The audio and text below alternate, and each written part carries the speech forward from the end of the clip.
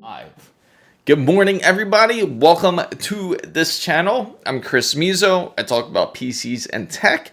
Feel free to ask anything you would like about PC building or PC tech. And I gotta say, the newest news has been the most interesting, especially that NVIDIA decided to invest about $5 billion into Intel to working together. And it's not going to be exactly what everybody thinks it is in the beginning, at least so far from what they claim. They want to work with Intel on really servers, expanding servers, and they also want to be able to work together when it comes to not just the, you know what's funny? It just made me really think about like how NVIDIA was really after this whole x86 architecture, because it seems like they've been after it for a while. And about a few years back, they actually wanted to purchase ARM, but it never went through because the FTC, not really the FTC, but it never went through because it seemed that the EU, I think it was, that kind of blocked their decision on letting NVIDIA purchase ARM because they felt that they were practically going after a monopoly. But what's up, Aditya? Welcome, Takuma. Glad to see you. Welcome, guys. Actually, one thing I forgot to plug in. I gotta plug in my USB-C for the camera so it doesn't die here. So just give me a moment here, guys. This will only take me a second. But yeah, so how's everything with you guys? Hopefully everything has been well. It's funny. There's been a lot of rumors swirling about it too, that Intel and NVIDIA will work on a embedded GPU for Intel, but that doesn't seem the case so far. Intel claims that they are still very focused on doing their own thing when it comes to their graphics, but we will see.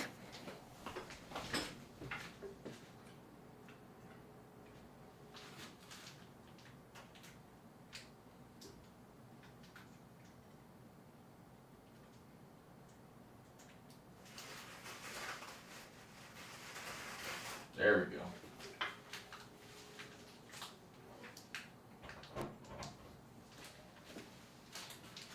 Yeah, we got power. Exactly what we needed. Oh, for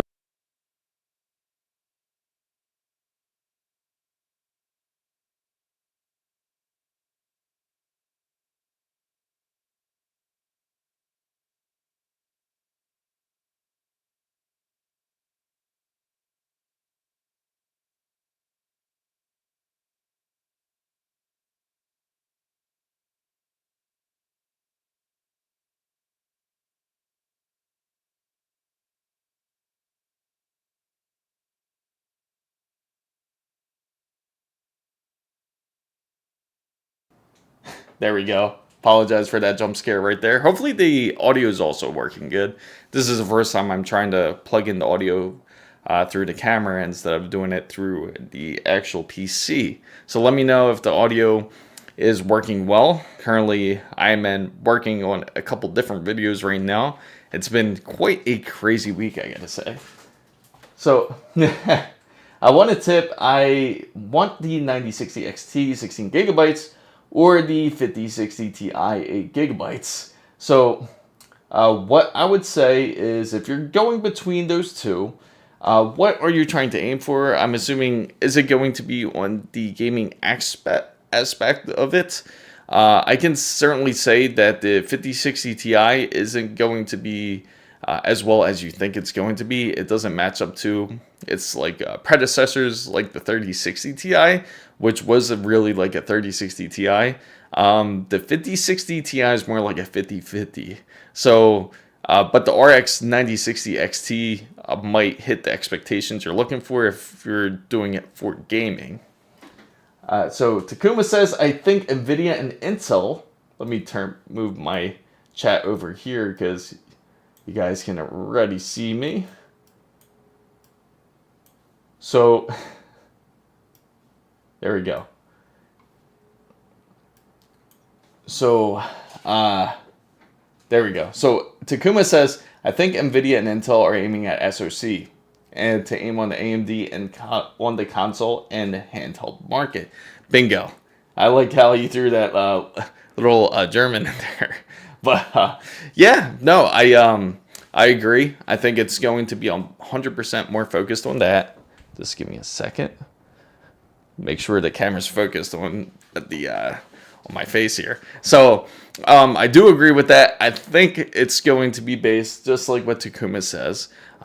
From research-wise, it seems like they're very focused on competing with AMD when it comes to the handheld space. So more not just a handheld space, but also on laptops, because they want to become a more dominant SoC compared to something like ARM. Again, ironic, because if you remember from back then, the biggest loss that Intel had was they had a contract with Apple when they were the original ones helping them coming out with their processors. But eventually, that deal didn't fall through. They decided to go with ARM, and then ever since, it's like, I always thought Intel was going to come back with some sort of vengeance, and it seems like they have not forgotten about it, obviously. I certainly do hope that if they do come out with their SoCs, that they are going to be much more improved. And on top of the biggest problem that they had when it came with like Intel and of course separate GPUs is the fact that it's a very, how do I say, it takes a lot of power to keep your laptop running, so hence why you don't really get that long lengthy battery life that you would like out of a laptop, because again, if you're gaming on a laptop, it's definitely going to pull a lot of power, especially when it's coming from two different power sources. So if they come out with if they come out with a SoC where it can also be efficient and also work when power is needed, or when power is needed to be utilized, that would be excellent for both Intel and NVIDIA. And of course, they want to build up their server racks. That's another thing that they certainly want to do in the business aspect. And we all know that NVIDIA is like laser focused right now on AI, as it seems that NVIDIA is not really focusing on their supers just quite yet, but maybe they'll surprise us at CES 2026. So sorry, can't stop staring at the beauty behind you. What are the specs? Oh, so the specifications right behind me, this PC back here, it is actually I'll start off with the GPU because everybody would love to know the GPU, which is going to be the RTX 5090. It does also have it's also a 9800X 3D AMD Ryzen 7, and it does also have a ASUS X870E Hero Crosshair. It does have 48 gigabytes of RAM, which is a G.Skill, and it also has what else? It does have the 2 terabytes of Gigabyte's Gen 5 10,000 AORUS, which is their Gen 5 SSD, and it does have a MSI power supply, which is about 1,000 watts. That's something I kind of want to upgrade in the near future. And the case-wise, it is a Corsair. It is Corsair's, I think, 5500X is the case. But those are the specs for that PC. So It's Red says, should I get the ASUS AMD B650 Prime or B650M for the Ryzen 5 7600? If you had to choose between those two, personally, I think the B650 Prime would be certainly the better choice to get. The B650M is going to be a bit more of a compact motherboard. So back those times when Apple had Xeon CPUs in their products, costing nearly, that's the funny thing. It's funny how they had this like high grade processor, and they decided to kind of really pull away from that side, Apple. And it's funny because when ARM originally came out, nobody really was, everyone was skeptical, obviously, about it. But it turned out to end up being pretty good, which was the M series line. And of course, you got Snapdragon that has theirs that is is released They're also working on a Generation 3.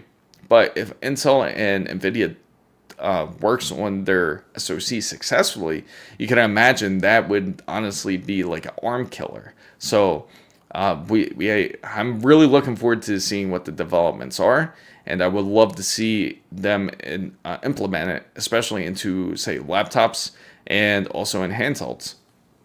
And my biggest question is, do you think it would be cost effective as well? What's up, Redheck? Redheck? You should go with the height Y70 Touch for the case, man. It would look majestic. Yeah, I agree. You know what's funny? We are going to be doing a stealth build. For everybody that's just tuning into the channel, I'm Chris Mizo. Welcome to the channel. We talk about PC and tech. Feel free to ask anything about if you're thinking of doing a PC build, or if you have any technical issues, feel free to ask. We do have a Discord. It's right down in the description box down below. You can show off your PC, and I will certainly show it right here into the live stream. Also, we are planning to do a stealth build. It's still in the works. I got in contact with the brand this past week, and hopefully we get the items sometime soon. Right now I'm just waiting on the tracking numbers, and I have to follow through about next week to see where we are with the product. And as soon as we do, then we can go ahead and proceed with this stealth build, which is going to be quite exciting. What we really want to do is, it's going to be Project Ninja, to where it's going to be pretty much like all blackened out. And I'm thinking, and I'm sure everyone will love to agree with this as well, is try to get the most silent fans as possible, thinking Noctua so far, to make it really stealthy, make it sound like a PC is not even running. So, you should. It's funny. I just went over the system specs. Actually, the gaming build, it is a 9800 X3D AMD Ryzen 7. It's also has a RTX 5090. It does have a G.Skill 48 gigabytes of RAM, and it is 6000 megahertz of bus speed. No, 6400 megahertz of bus speed. It's also a Gigabyte 10,000 AORUS NVMe, and it does also have a Corsair 5000 X case and the power supply. Thank you for subscribing. Thank you. I heard that. Sometimes animations work and sometimes they don't, but I'm glad that it seems like they're up and running today. But it's a 5000 X case, MSI MEAG 1000 power supply. Something I'm thinking about upgrading sometime soon, because I do want something a bit bigger just in case. I don't like having such a small power supply with a 5090 and a 9800X. But right now we're pretty much laser focused on this Ninja build that is coming up. And if you have any ideas or would love to see something, feel free to share. I do have this Gigabyte board that's just been kind of like sitting there in the box for the longest, specifically because I'm going to wait for the Intel 300 series to be released, and when that does, we could do something with that. But again, it's a bit of a mixed bag. I'm not looking forward to doing it, but I don't expect a big change, especially when it comes to Nova Lake's refresh. So, I mean, Intel CPU with iGPU combined with NVIDIA GeForce is cost-effective way, so people can run an SoC system and laptops, and there are models without iGPUs, of course. Oh, thanks so much. Love all the compliments about the PC. If you can exactly do a build like that, I mean, you gotta. Takuma's build is wonderful too. He has a wonderful build as well. Takuma could tell you all about his specs. I showed the how well his PC can run on Borderlands 4. We actually showed it one live stream to get an idea of how it runs. And the funny thing is, it's with frame generation, and it's also with DLSS and NVIDIA Reflex on, but it's still a bit of a struggle, even with a RTX 5090, believe it or not. But what is everybody's thoughts of like Borderlands 4 CEO just responding to everyone saying that, oh, this is if you don't like the game, then just code your own game. You could code your own game. It seems like we're getting like a lot of negative responses, like from companies such as from Borderlands 4. When Nintendo released their Nintendo Switch 2, not a lot of people were happy about it. And the response was, and Nintendo gave us a response back saying that if you don't like the Nintendo Switch 2, you can just play on the old one, which is the Switch 1. But so another thing that's been also going on in the PC world, not only in the Nvidia and the Intel side, but it seems like AMD is also taking their action. They actually had a response. I didn't get to really read over the response over that whole situation of Intel and Nvidia working together, but AMD is certainly expected to come out with something amazing. AMD is actually one of the ones that are actually one of the more dominant ones when it comes to the whole handheld and when it comes to the laptop market. Well, I can say half and half on the laptop market, depending on where it is.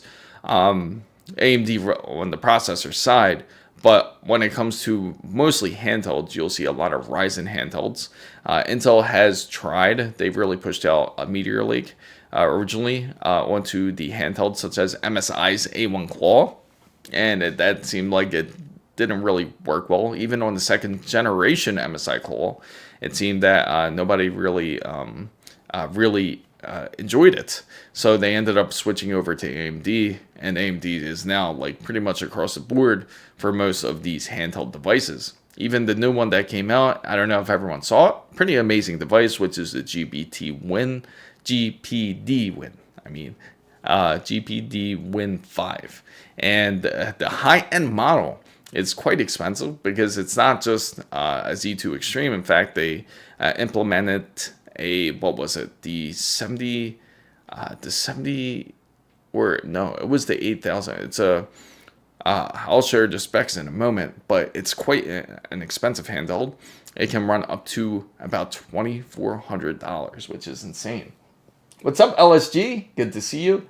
Yes, I agree, Anus. The game is badly optimized. So if you get a 650 watt Gigabyte PSU P650 for Ryzen 5 7600 and a 9060 XT, or 7600 XT, not decided yet, want a white PSU, and if it's into the budget, would it be okay?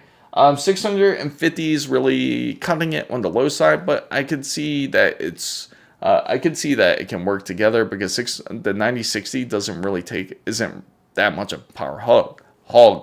But if you're looking for any specific power supply, feel free to let me know or what your budget is, and we could certainly take a look and see what we can find. And gaming devs have lost touch with gamers and are going Nvidia's route. So suggest me under a $283 PC. Sure thing, Demon. You can go onto eBay, and you can certainly find a $283 PC on there, or Facebook Marketplace. Those are the places that you can certainly find one. We need a studio setup tour. Certainly, we could definitely do that. I'm going to have to get multiple cameras here, so that way we can have it in all different angles. But it's not a large space, the studio. The studio is probably about, here we measure by feet, so 87 square feet. And if it's meter-wise, I would say it's really not large. Maybe about, let me see. I would say about 5. I guess it would be 5 meters, about 5 and 5. So, they are all sharing something together. And in the future, we see that the biggest concerns are what Chinese factories are blasting out tech, even with those on the West. Don't go HP Omen. That is true. It's funny because Takuma was just about to do to help out his friend, because his friend ended up wanting a PC, and one of the PCs that he saw, because he didn't want to really build a PC, was a pre-built PC, which was an HP Omen, the top of the line one. Top of the line HP Omen in Europe is quite expensive. It's insanely expensive. It's I think it's a little bit over 6,000 euros. Correct me if I'm wrong, but it's quite expensive. And if you look at the specifications, they do not match for that price tag. And instead, Takuma ended up saving his friend and definitely doing a PC build for him, which is awesome. I'm glad that he was able to help him out, because that would have led him down a very dark path. Anytime you buy a pre-built PC, it's not necessarily 100% bad, especially when you are new into PC gaming. You want to experiment, that's great. But I don't really recommend going top of the line PC, pre-built PC, if you choose to go down that path, because then you...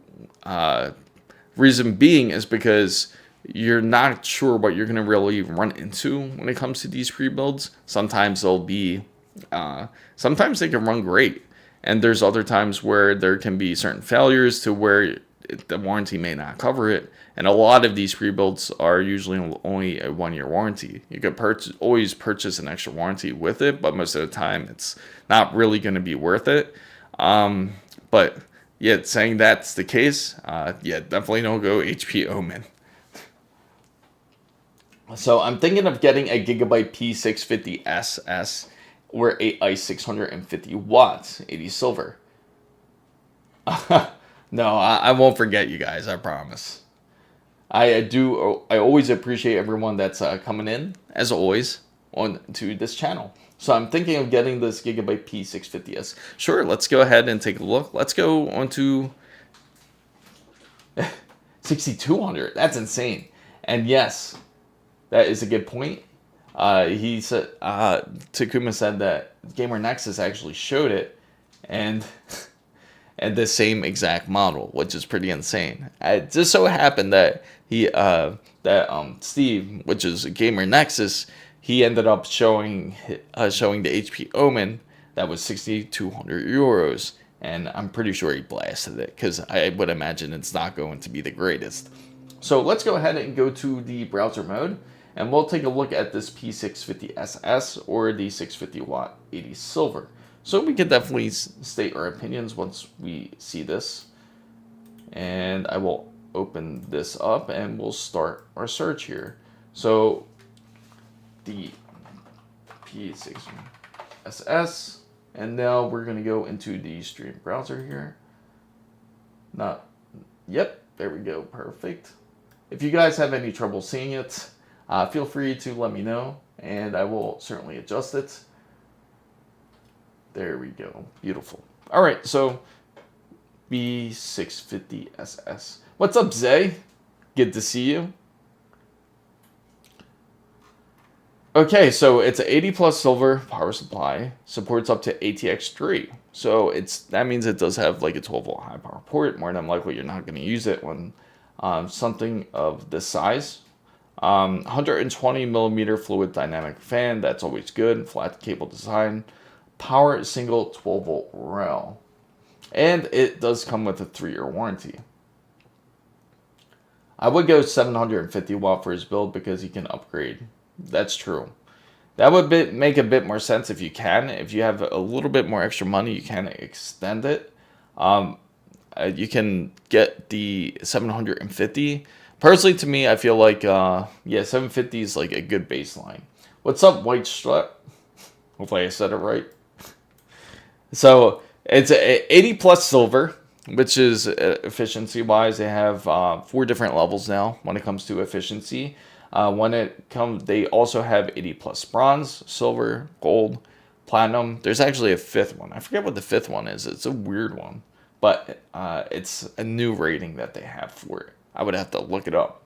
So again, ATX 3, ATX 3.1, 120, and let's go back and see what the price difference between the two are. See if they have a 750 watt version. So let's go ahead and go to the shop here, and let's see, micro less. Let's see, here it is, like a white one, right? This is what you're looking for. So we can click that. So what do you think is better for running AI models on a budget? A maxed out Mac or a maxed out PC for around 10K? Now, to be honest, I'd say the better option is always going to be like the PC size. PC side, because if you run it on a Mac, it's going to run great, but it's not going to run as well as if you have a dedicated like GPU source. So I would say, to answer your question, I would say it would certainly be better to run LLMs on a like custom PC. Okay, so it's about 6329, and I'm curious to see if they got a 750 watt model. So let's see, let's find it. 750 watt Gigabyte. Let's see if they got it. Wait. Because I know it seems like it's kind of like a limited one. Let's try copying this. They have to have a 750 for sure. And we'll find it. So that's around... Okay, so I guess the 750, it's black. There's going to be an ice edition, so we'll go into the website and take a look and see if we can find a better one for you. So I have a question that some people have is a 1080p monitor and the system resolution also set at 1080p. But the live streams at 1440p doesn't really give better quality. I mean, it can, but now this all depends on the type of system that you're also running or the type of stream that you're running. That's actually a great question. It improves the resolution somewhat. You can see it's better a little bit, not by like a whole lot, not like a 4K resolution type of stream, just say. But it can help. And say if you're running, because I've done this before, I kind of experimented with it, and it seemed like it didn't do as well because many people are running 1080p. So my suggestion is, if you do plan to run a stream, I would suggest just go in 1080p, because the majority of people are either going to be watching on a 1080p or expecting 1080p out of your video, or they're going to be watching on their phone where it's not going to really be as noticeable. So 850 watt would be good budget. Yes. Next thing, Takuma will recommend 1000 watts. I am looking to build a PC in the near future.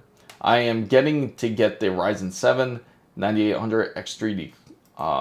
You mean processor? And for the card, you're getting a Radeon 9070 XT. Speaking if PSU, would 750 be enough, or should I shell out for 1000 watts? Now, personally to me, that's a great question on Dead Arrow. Personally to me, I feel that it's much better to get up to 1000 watt power supply at that point. You also have to add an addition, which is a good point Takuma also brought up. And usually I recommend this too. It's much better to get more wattage if you can. Reason being is because, first off, your power supply is the most important and detrimental part when it comes to your PC build. If you don't have a decent enough power supply, your PC is just not going to work. So it's good to dish out a little bit of extra money on a power supply, because then it's going to give you the longevity and it's reliable. It won't ever really give you anything. It won't really give you a problem to where when you turn on your PC that it doesn't turn on. So for something like this, I would recommend 1000 watt power supply. Also, to add, if you're going to add other things, like if you add more RAM, or if you're going to add, say, more RGBs, or if you're going to add an NVMe, and it's just going to take a bit more power to do so. So it's much better to go up to 1000 watts for that build, certainly. So titanium is the new Radeon. Is it? Yeah, so that's what it was, titanium. Because I remember platinum and titanium. That's a good point, LSG. I'm glad you brought it up. Undead Arrow would go to 1000. Yes. Yes, I am. I am a married man. So, but that, well, yes, 850 watts is okay. When the money is there for that, don't save it. What's up, Gaming 77? Undead Arrow, okay. I'm glad that we could help you out. Feel free to ask any more questions. We'll certainly still look for a ICE power supply. How's that sound? We'll find you a better one. ICE Gigabyte based PSU. So I give 200 extra watts extra in the PSU, and what the GPU makers do recommend. That's true. A lot of these GPUs, again, they're getting a bit more power hungry. Same with the CPUs. Even CPUs are more power hungry than they ever are. Like for example, that like the AMD Ryzen 7 9800X3D takes at least 170 watts. Plus it takes power when it's connected to the board.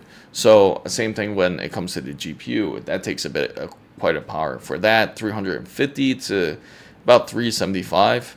Like when it comes to the 9070 XT. So let's take a look. So we're going into gigabytes, power supplies. And this is the first one that came up. We'll go back here and let's go to the browser so we can show you what we're looking at here. So that's platinum. I know platinum's a bit more. And I know you specifically want to get. The odd thing is they don't go by color. So if you're looking for silver, so they only have the 650. Okay, how about gold? So for gold, they do have 850 right here. It's the UD850GM. So it's a little bit more power efficient, which is it's at gold. And this certainly seems like a much better power supply. Oh, right off the bat, right here, let me bring it up so you guys can see it. It does feature the 100% Japanese capacitors, which is what you're looking for. Same hydraulic bearing, thermal solution, and this is ATX 3.1 and PCI Gen 5. This one's much better. I would say go for this one if you can. Now, the price difference, we can take a look at it and we'll see. So this is going to be my first build in like 20 years. I built some back when I was younger but stepped away from it, so I'm a little out of touch with newer components.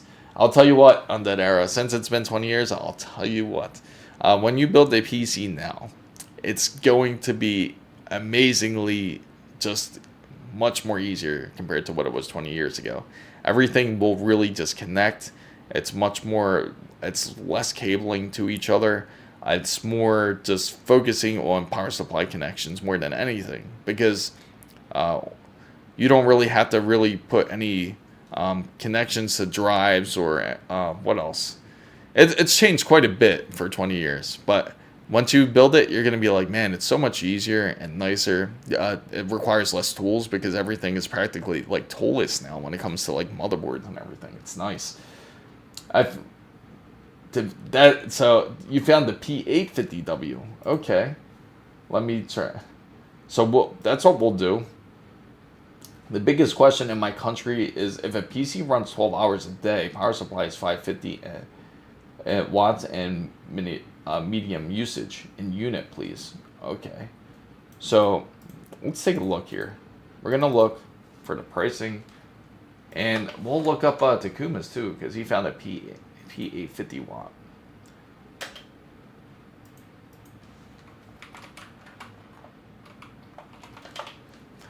So, pricing wise,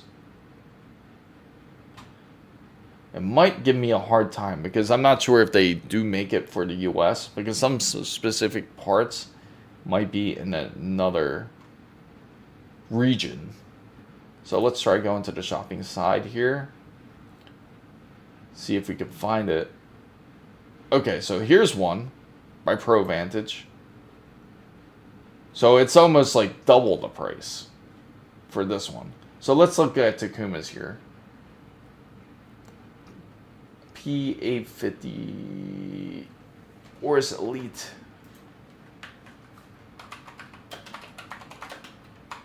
P850 watt. I've been watching some videos about it, and recently it seems so much easier. Absolutely. I have like a lot of guides on it too, so definitely feel free to check it out, especially if you're doing like a 9800 X3D build. If you look up that build, I'm pretty specific on that one. If you saw the earlier build this year, That one I'm not as specific with it. So this one's a decent one actually. This one might be definitely better priced. Seeing the specifications wise. So we're gonna go over here to the shopping size. It's honestly about the same, which is pretty crazy. And the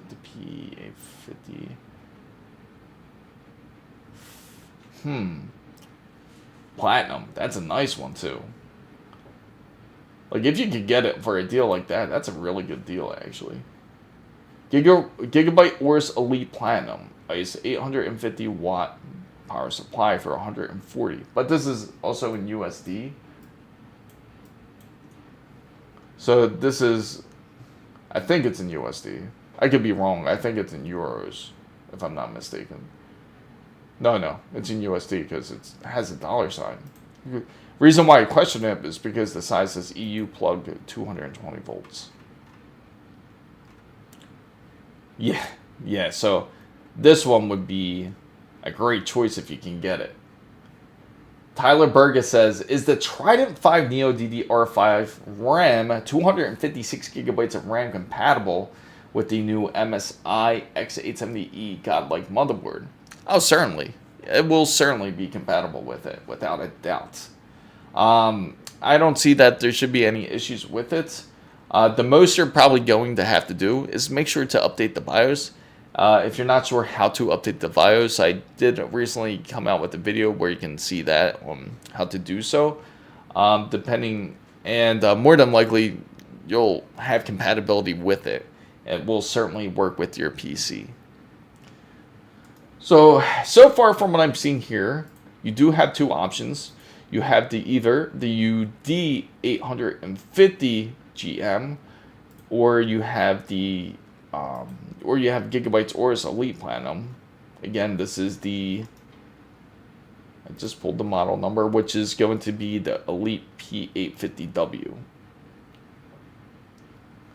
The Neo DDR, yes, absolutely. No problem, Tyler.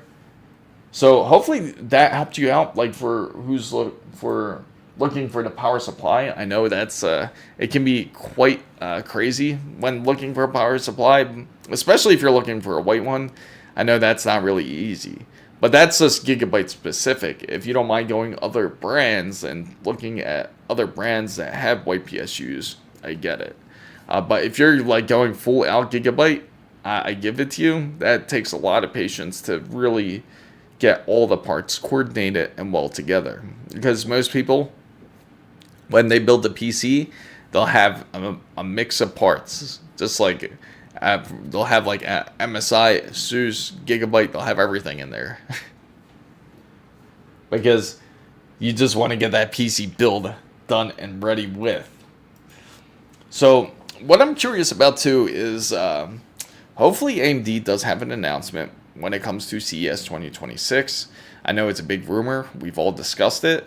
AMD, it's a very high possibility that they could be releasing a high-end GPU. It's highly rumored.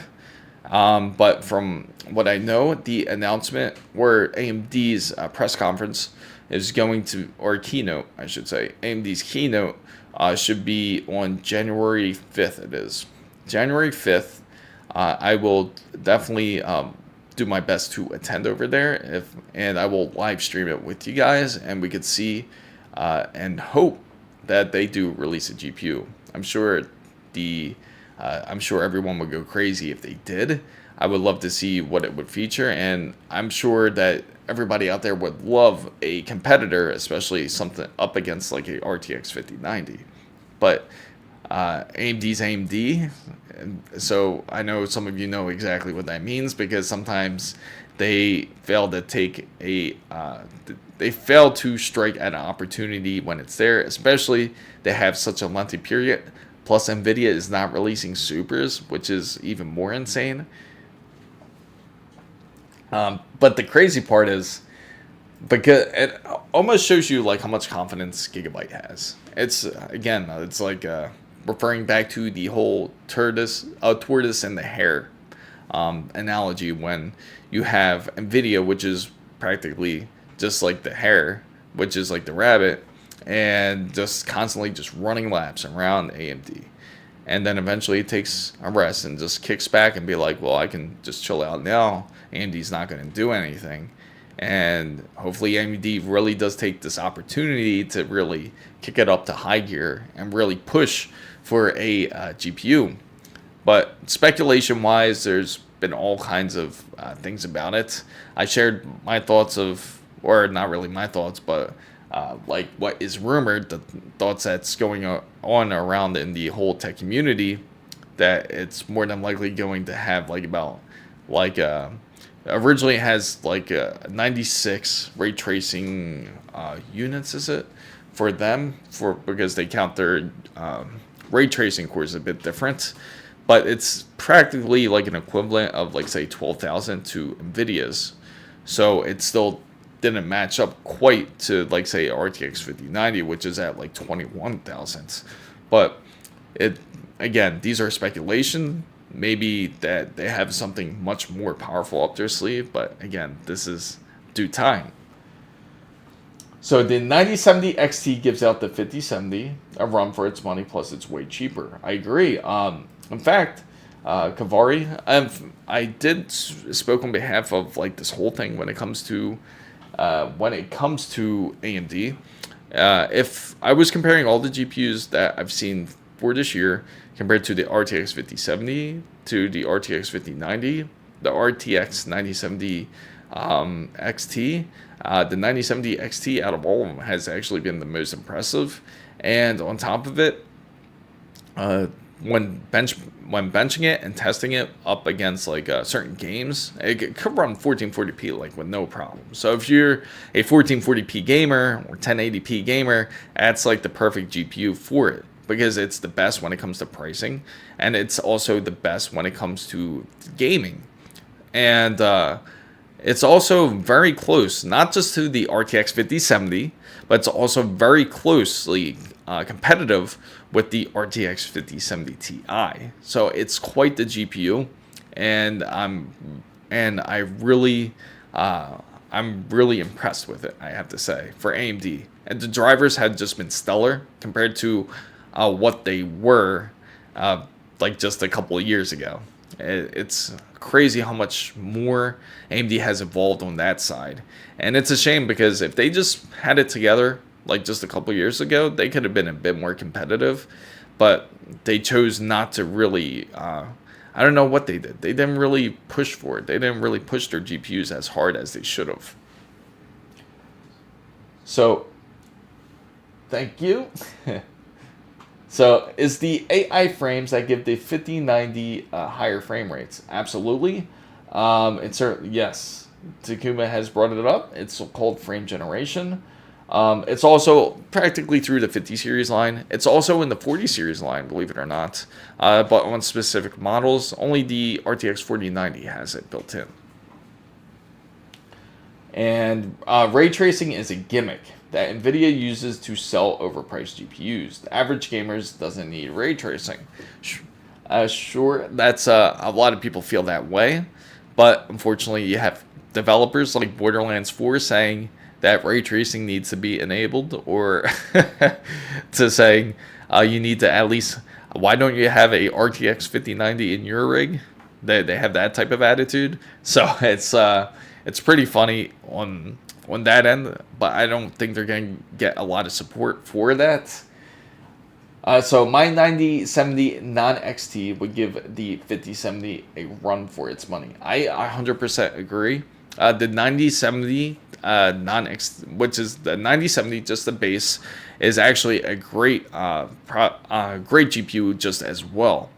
Also, I do want to bring up something too, which is pretty funny. Which is pretty funny here. Oh man, I am so mad at the devs at Borderlands for over on how they did this. I know, it's a shame, right? And you know what's even more crazy? This was announced yesterday. I don't know if anyone got to see this announcement, which is pretty insane. And the announcement was this. It doesn't really pertain on the PC side, but it does kind of pertain on the hardware side, which is the fact that they decided, Microsoft Xbox, decided to push up the price tag on all their Xboxes. So from Xbox Series S Xbox Series X. Their 2 terabyte version of Xbox Series X is all up. So the regular Series X, just to give you an idea, it's about $650 now. PS5 has went up in price, which is again at $550. So instead of these prices dropping when it comes to console gaming, it's actually increased, which for them is actually kind of like a bit of delay, because for us in the PC world at least, it's increased like since the beginning of the year, since Nvidia decided to release their GPU. But what do you guys think of that? What do you think about the price increases instead of price decreases? But in a way, it doesn't make sense to me either, because the hardware, again, it's pretty dated at this time. Like considering like it's running on practically equivalent of like an RX 6800. So, thoughts of on FSR4. FSR4 is quite amazing. It's excellent. It definitely needs to be a bit more widespread. I know Battlefield 6 will certainly have it. I think the only reason gamers would enable ray tracing if they're into taking nice. So I can't imagine what you guys would think of patch tracing. What are your thoughts of that? Is Microsoft trying to kill their console part? It seems like it. It seems like that they are. And the wild part is that even though Microsoft is really pushing to do that, it's almost like it makes you question, are they really going to come out with another console? But there's rumors saying that they're working on another one. And you know what the price is for the upcoming next generation Xbox console? Which is pretty insane. It's like buying a pre-built PC almost. It's so for the standard. And the funny thing is, you could go online and look this up too, which is pretty funny, is people will try to justify this. And apparently the leaked pricing is going to start at $1,000 for an Xbox. And people will still argue with you saying, well, it's still cheaper than getting a PC. That's everyone's rebuttal when it comes to it. It's still cheaper than buying a PC if you buy the console. And again, there's so much more when you get a console. You have to pay for a pass to get on to Xbox. You have to get Game Pass in order to enjoy it, and you also have to be able to get like extra accessories. You have to get storage, and there's so much more when you do buy things for consoles. So, Raymond says, what's up, man? How are you doing? What's your monitor size? So this monitor, both monitors, in fact, that you see here, I'm a big ultra-wide fan. So every monitor that I currently have is 34 inches. I do have one plan coming in because I do want to do a bit more 4K testing. And once that monitor comes in, that one should be either a 27 inch or a 32 inch that's coming in. So I heard that $700. What? It's even worse. Maybe Microsoft is killing Xbox and bringing up the handheld version.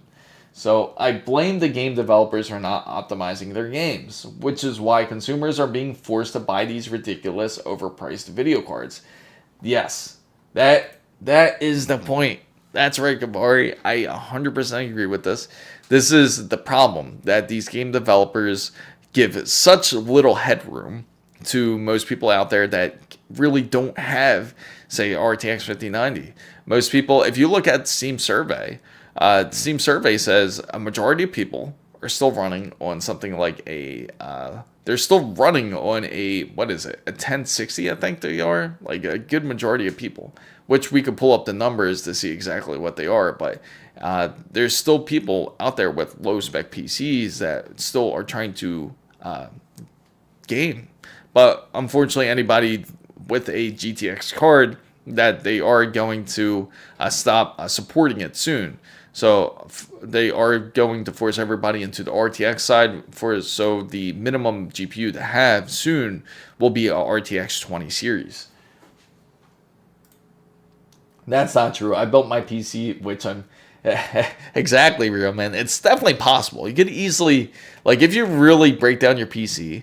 I looked up parts together to build up a PC, and I got it down to like $850. So it's certainly possible. You could build it cheaper than an Xbox if you really wanted to. So, hey Chris, I have edited a new logo for your YouTube channel. How can I send it to you? You can send it, just send it to my Gmail. Or go into, you can feel free to send it on Discord. It's, go down to the description box. I should have my contact info in there. But yeah, thanks. I would love to see it. My PC costs nearly 3,000 euros in total with a new monitor. That's actually a very realistic number. Like especially for those who are a PC enthusiast, I can see that happen. It's very easy to spend a lot of money on a PC, and it does become a bit of an addictive habit because you do want to keep building and building on top of it. And the funny thing is, even though you finish building your PC, and everyone who has a PC definitely knows this, you look at your PC and you're thinking, what else can I put in my PC to make it even better?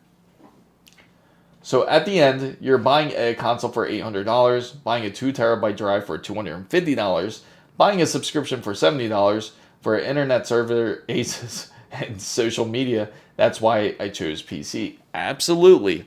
It's just a very costly method of gaming, and it's funny. A lot of people don't realize it at first. Sure, at first they might take a loss when it comes to selling their console, but they know that they're going to make their money back when it comes to mainly from accessories, believe it or not. It's like from the accessories or from when people pay for the internet. That's where they get a lot of their profit from. They also get it from gaming companies, but because the margin has slimmed down, that in the holidays of this upcoming year, we're going to see a price increase of $80. But that's another argument that I would like to bring up is the fact that these games are $80, and I just hope that they're not the same $70 game that we're getting. In fact, I hope that they improve. But that's, again, wishful thinking. We all know that they're not going to be doing that. We all know that instead they're going to be focused on doing more of the same crazy circus show that they've been currently doing at these game development studios and still charge $80 for it. So my laptop has a GTX 1650, and that's the reason I am building a PC. My build I am planning is close to a 2K for the build, no monitor. That's not too bad. But I mean, you do have very decent specifications. You have a 9800 X3D on the list I see, and again, you picked excellent parts when it comes to your build. It's gonna feel great once you're on a desktop PC, because I'm sure you feel the same way at times when you're gaming on your laptop. You feel like, man, it's just nicer to just have like a larger desktop PC. Just because you have so much power to run through everything, which is always nice. And I remember when the highest end video cards were like 500. Yeah, that's the crazy part. I know Undead Arrow knows this too. Again, the high end cards. I remember my high end card, one of the first ones I had, was an XFX. This was NVIDIA XFX. It was a 6800, and that was like their high end, and it was like the first like almost like liquid cooled or vapor cooled, really it was. And but obviously XFX was the first ones to leave NVIDIA, and then EVGA was like the ones that left NVIDIA right after. And it's been already 3 years that they've been out of NVIDIA. It's pretty crazy that they're not around as they used to be. That their GPUs used to be so wonderful. So Takuma says, at the end, I spent $5,000 for my PC. My friends laugh at me because I could spend 5 times more on a console. But what they don't know is you can do anything on the PC. And you know what, Takuma? The funny thing is that $5,000 PC is when they're upgrading to the next console and doing the same thing all over again, they're practically doing it again. And you didn't have to upgrade your PC, which is the funniest part. Mine costs that much because I like high-end motherboards and parts. Again, that's when you're an enthusiast, you get addicted and you just want to get top-of-the-line stuff. You just really love the beauty of like PC components. It's just you just love the performance. That's what you're looking for. That performance. I get it. Especially when you have a PC, you're like, man, how far? It's like almost like you're hooking up like you get a car that you want to tune. It's just like that. You want to keep tuning that car until it gets better and better and faster. So now it reverses all now looking like a PC. It's pretty crazy. I wanted to future-proof it for a while. Sent it. Okay, perfect. Thank you. I'll definitely check it out. Dude, I remember that card. Oh, you remember it? You remember that card? It was slightly bigger than the 56. Yeah, absolutely. You know, let's find it. It's funny. It was a wonderful card. I thought, man, this is such a high-end card. It's so amazing. My first high-end card was the GTX 680 SoC from Gigabyte.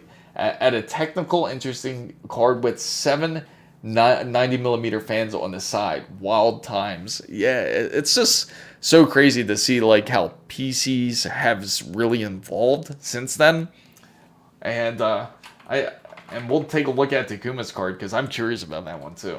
So we'll go back into the browser here, and let's see, XFX, the 6800.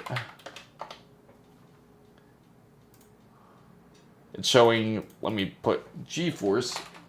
It's funny because now XFX is with AMD. Here it is. It looks something like this. Where is it? Mine's had like kind of more of a, yeah, like this one. This is like the one I had. Right there. Isn't that wild though to see like XFX like how they used to be like back in the day? Like it just used to be how they were part of NVIDIA.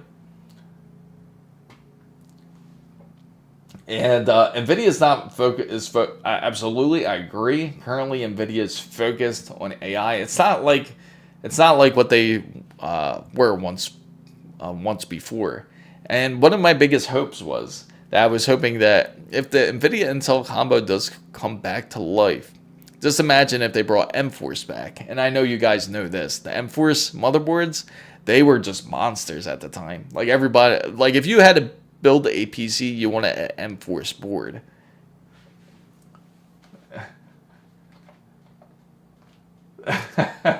Is that... So, let's see. The GTX 680. SoC. Oh man, that is wild looking. That's pretty crazy. Man, isn't that crazy? Like how they had a design like this, have the fans on the side. That is amazing, though. So this is what you had, Takuma. If I remember, that card was into the 3D. Yes, yeah, you were correct on that arrow. That was the card for that.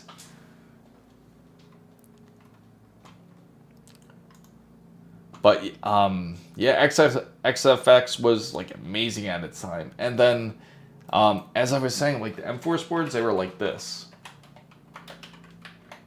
M-Force 4 motherboard. Like if you had, here goes one. Like this is back then when the SLI and Crossfire was like big, and we called them the drone. Here it is. Yes, it's funny. I just bringing that up. Let me go back here. I'm trying to get a good picture of it because I want to zoom in on it. Here's an MSI board, and take a look at, like, even the website looks like it's like something from back in the day, right? Oh, the pictures won't load up now though. It's definitely an older website. That breaks. Yeah, it does, right? Why buy one card when you can buy two? Yeah. You know what's funny? I'm surprised NVIDIA is not like starting to like force that. I wouldn't be surprised if they come up with like SLI version 2. And let's see. I want to get a decent picture. Oh, here we go. A fatality board. Here it is.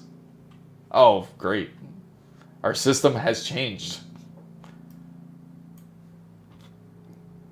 Oh, look, it's still a Newegg. Here we go.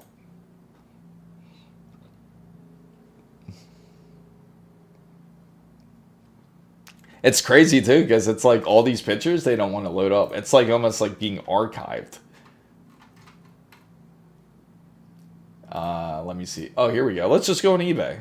eBay will definitely have it. There we go. Look at that beauty. Look at that beauty. So I've been into gaming PC. It's I've been into it for a long time actually. Since, let me see, I would have to say it's been like 30 years. What's pretty insane, right? To think about, time goes by, like at least 30 years. Because I first got into it because I was, our PC was like a pre-built PC, obviously, when I first got into it, because I was just a kid.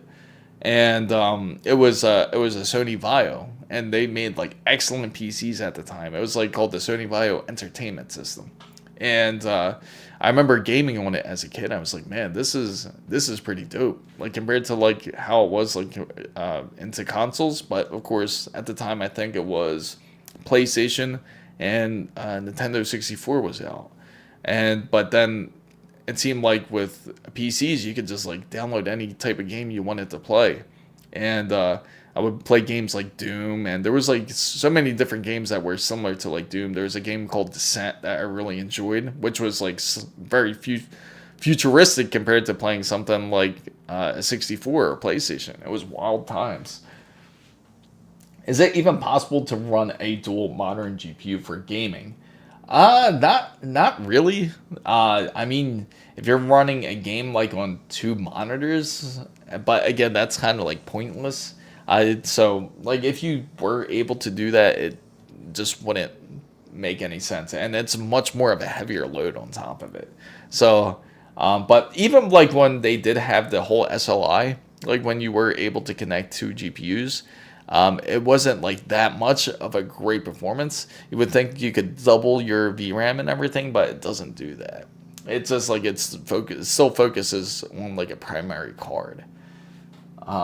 I heard the Intel Arc B580 is the cheapest and the best 1080. I agree. Intel Arc does make the cheapest GPU, certainly. If you don't play like really heavy games, like if you're more like a Fortnite player or more of a battle royale type of player, or even like a Counter-Strike 2 type of player, Intel would work perfectly fine, to be honest.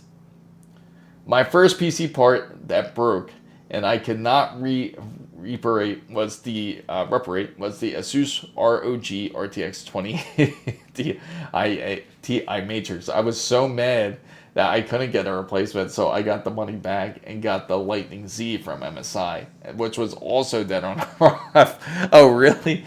Oh, man, those were times where you probably were super pissed. Honestly, PC gamers can't complain. After all, we do have torrents. Yeah, it's... The funny thing is, again, when you have a PC, you're not just limited to games. You just have you have like a whole open world to so many different possibilities. Compared to like when you go into when you go into a console, to where you're pretty much locked into one system. Like, isn't it pretty crazy? For example, and I know everybody knows this too, or if you don't know, is that if you have a Nintendo Switch 2, and you decided to, you wanted to homebrew it. You just wanted to homebrew your Nintendo Switch 2. And for some reason, say your Nintendo Switch 2 has an update. And when your Nintendo Switch 2 updates, you go to turn on your Nintendo Switch 2, and now it does not power on. And you're wondering what exactly happened. Why is it not turning on? And it's because Nintendo Switch, or not Nintendo Switch, but Nintendo has in its EULA, its end user agreement, that if you do decide to customize or homebrew your Nintendo Switch 2, they have every right to brick your Nintendo Switch 2, which is complete BS, especially that you spent your money on the system, so it should be yours to own. But according to Nintendo, you don't technically really own the system, because then why are you not able to homebrew on it? So my first PC part was a 5060 Ti, 16 gigabytes of VRAM, and a Ryzen 5 7600. So congratulations on that. Everybody, gotta congratulate Ryujin for that, because welcome to the whole PC world. I'm sure it's been a game changer so far. The RAM issues was very bad at the time when the RTX 2080 Ti came out. Yes, I remember that. I also had a 2080 Ti. I had the MSI Ventus 2080 Ti, and it seemed like it was a bit more of a problematic GPU than actually being a good one. AMD X2 GPUs were quite too. Repaired a few as they did have a problem with heat, so reflow was quite a thing. So, what do you think of the GPU? I think it's great. I'm excited for you, and I'm sure everybody here is excited for you just as well. But that combination, definitely a great combination to start off with, especially if you're using it for gaming. That's going to be a good choice to begin with. And the good thing is, if you ever want to upgrade your hardware, you obviously can. Like, if you ever get the money to, say, like, purchase a 7800X, or you choose to get a 9800X3D, you can choose to upgrade it. You're not stuck with the same hardware. So you always have the flexibility when it comes to PC building. So, on your birthday, well, happy early birthday. I'm hoping that you get everything that you wish for, especially on your birthday. Every RTX card has its generational flaws. 100% agree. It seems that it's always a consistent issue when it comes to it. Now, I'm thinking the issues that I had. I had a card before the 1080. Or, no, the 980. I think it was the 780. I think it was either the 780 or 770. When it came to NVIDIA, I remember that around the same time when Arkham Asylum was released, it seemed like the card just gave constant issues, like playing with Batman, not Arkham Asylum, but Arkham Knight. Remember how much of a nightmare that game was? That game got it got hit hard with like all kinds of negative feedback, because it did not play well, even with the newest RTX card. So there was like constant blaming between Rocksteady and NVIDIA for this issue. But it turns out it was Rocksteady also had part of blame of it, and then it was also NVIDIA's fault. But it took almost I think a month for it to resolve. So, looking back at it now, what news do you have to share?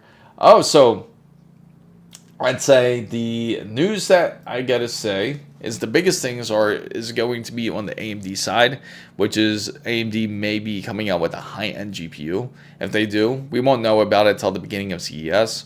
Certainly waiting on to the return of certain. Besides, but if I'm guessing on what Kuma's talking about, I don't have to bring it up. But last night we had a special stream, which was based on comparing what the iPhone had to offer, the new iPhone, if anybody's interested in it. But again, that's a topic that doesn't have to be brought up into today's live if you don't want to. You could also bring it up if you do have questions about it, because currently I have it sitting and I'm going to be running tests on it. Definitely feels a lot cheaper compared to its predecessor, I have to say, for the most part. But news-wise, I gotta say, when it comes to AMD, they're expected to come out with a high-end GPU. NVIDIA and Intel are going to be combined. Obviously, there's going to be some refresh motherboards coming out sometime soon, which is going to be quite exciting. Refresh boards are definitely pointing towards that a new processor will be sometime released soon. So maybe AMD will surprise us. Maybe they will also not only have a GPU to announce, but maybe they can announce even the new Ryzen 10,000 series.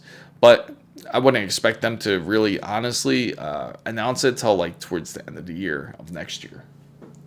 What's up, Wasabi? Sorry for being late. been a long week, and I woke up early this morning, and I ended up crushing it again on the bed. That's all good, Wasabi. We're all glad that you're here. It's so far everything's been great. We were actually just talking about AMD and Nvidia, and we were just talking about some throwbacks that we had when it came to different motherboards, different GPUs we had. Pretty much like retroware at this point. And it's funny because we were looking up NVIDIA M-Force boards, and every time we would click on an image, it would seem like the website was either not working anymore, or they moved the page, or it didn't exist. And so the only image I could really click on was a one on eBay, which is this one here, which actually, let's talk about it, like the older technology real quick. I must say the Sapphire boards are very price competitive. B850, yes, that's also something I meant to bring up too, is the Sapphire boards. That's something very tempting to look at, I gotta say. But if you were part of this experience of back in the day, like where this was your GPU, back then this was like high-end tech, which was PCI Express. The first, you see how it's like right there, PCI Express. That was like the big thing. Because before, you would have to have everything connected to these PCI Express cards too. Like your Wi-Fi, or if you had a sound card, because sound cards were big back then. And same thing when it came to, let's see, they had these smaller ones too. Usually that would be like where your Wi-Fi would sit on. I think AMD's new high-end GPUs will be at far better pricing. I want to give it a cent too. I get it. I feel like it's going to be a lot more competitive than everybody thinks. I think because we haven't seen the display from AMD like really push their GPUs like that. But hopefully they do. Because again, NVIDIA is so wrapped around their AI focused innovation, or their AI world, that they completely almost like are forgetting about the gamers. But we'll see like how much of their focus really goes into CES. But I guarantee you, like NVIDIA will certainly talk about a lot of AI. Just like their last presentation when we were there just earlier this year, we were all excited for the RTX 50 series, especially that they announced that the 5070 would be just as powerful as the RTX 4090. But unfortunately, that did not happen after like testing. That did not happen at all. So let's take a look at Sapphire motherboards, in fact, because that is exciting. Because right now they have up to a B850, which is their Nitro Plus. I would love for them to come out with like an X870 board. Would be really nice if they did. So can't wait to see you in the upcoming season of JJK. Yeah, it's going to be good. I'm actually looking forward to that. Has anyone actually, speaking of, like, just going off topic here, has anyone seen the new Demon Slayer Infinity Castle? I gotta say, if you did, that was an excellent movie. Looking forward to the next two. That's all I gotta say. I won't say any spoilers, but it was definitely worth going to see. It actually broke a U.S. record, believe it or not, like for anime records since the first Pokemon movie. But back in the day, when my father was going to the store to watch hard drives and 1 terabytes, they were costing like $450. But then looking for 500 gigabytes with two 250 gigabyte hard drives for like half the price. Good memories. Absolutely. I remember those days. Remember when it was important to get an optical drive? Like you had to get an optical drive. Like one that you could burn CDs with or burn DVDs with. And we even went as far as up to Blu-ray. But I never used it. That was the crazy part. I never used Blu-ray to burn. Maybe 2 times, I think. And that was it. And we were all amazed about how much storage you can have. Like when you store your music, or when you can use it as a data disk.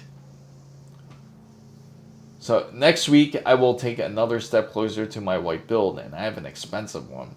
I will buy this 5070 Ti. Haven't decided yet on which between the Gigabyte Arrow or the Eagle. That's a tough choice. That's 100% a tough choice. Looking at my ASUS account, I have 12 motherboards registered going back years, and that's not all of them. Never had a problem with them. Yeah, honestly, I haven't really had an issue. I only had an issue with one ASUS board, and that was with the B6. No, not B. It was the X. I'm saying X2, the Z690. I had an issue with the Z690, and that was because of the capacitor issue. That it was, or it wasn't the capacitor. What was it? It was. I'm trying to remember what it was. I remember it was one of the terminals that were like flipped backwards, practically on the motherboard, and I had to send it in because like 2 or 3 days after the build, the board ended up shorting. So I sent it back to ASUS. At first, they didn't want to do anything about it, and tried to blame me for it. They said that you meant the CPU sockets. I was like, no, I didn't.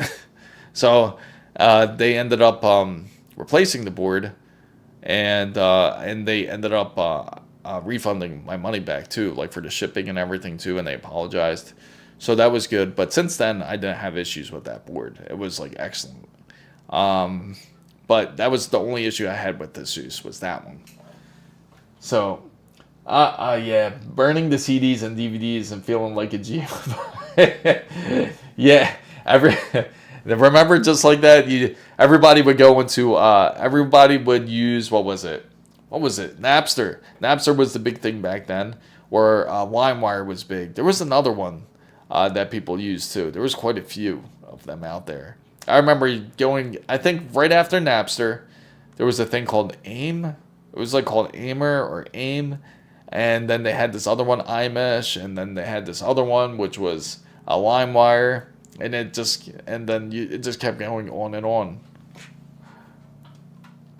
So this motherboard's quite impressive. And this would certainly do for a lot of people out there. Nero, yes. Nero was the software to do it. It was either that or, was it Roxio was the other one? You see why I changed from ASUS. So I could see why, Takuma. That makes sense. I could see why people are not happy about it. But yeah, it's like, but with any other company, they have to listen to input. They got to listen to their customer base. As long as if they do, just keep the people happy, and they will continue purchasing your product. Just like I'm pretty sure that people who purchase Borderlands 4, especially on a system that the developers felt that were inferior at the time, now are going to regret it next time they do try to develop a game, because now they're going to have less buyers for the next game. So Napster started, yeah, BearShare, that was it. BearShare. I forgot all about BearShare. Yeah, Roxio was good. See, Roxio was really good too. I liked using like their movie maker and everything too. Speaking of which, this motherboard I wanted to share with you guys is the B850 Nitro Plus motherboard. It's Sapphire Nitro Plus, which is their like high end currently. This one's more their like more compact board. Now this features the latest AM5, obviously, and it does have 12 plus 2. This is for the VRM practically when it comes to it, the smart power supply. And most people will not end up using all of them like that. And the dual M.2 drives it does also feature, which is also nice. And it features up to Wi-Fi 6 and Bluetooth 5. I'm sure they have a larger version of this, but this is just their M size board. So AM5 APUs when I mean Ryzen 9000 series APUs. Do you think back connectors is going to gain a lot more traction on boards? I think they will. I think, personally to me, I think what currently is happening is because a lot of people, not really a lot of people, but a lot of these companies, they're failing to really market it out. It's funny to think about because when I do contact like brands and I'm trying to get things in, like getting in products, they don't mention it. And it always slips my mind about getting like a BTF style type of motherboard. And but speaking of which, I gotta keep that in mind. I gotta remember. I gotta write it down so that way when I do talk to any of these brands, I can certainly request for it, because the problem is they always talk about different products. So they'll say like, well, we do have this. Do you want to try this out, or do we have this? Do you want to try this out? And this is where the problem is because they fail to market it. They need to market it more, and I think it will see success. It doesn't get marketed enough. I think that's where the problem is. They do show it, people do know it, but they don't push it enough to where people really remember it. And if they could just push it out to where people remember it, I think it would definitely gain a lot of traction.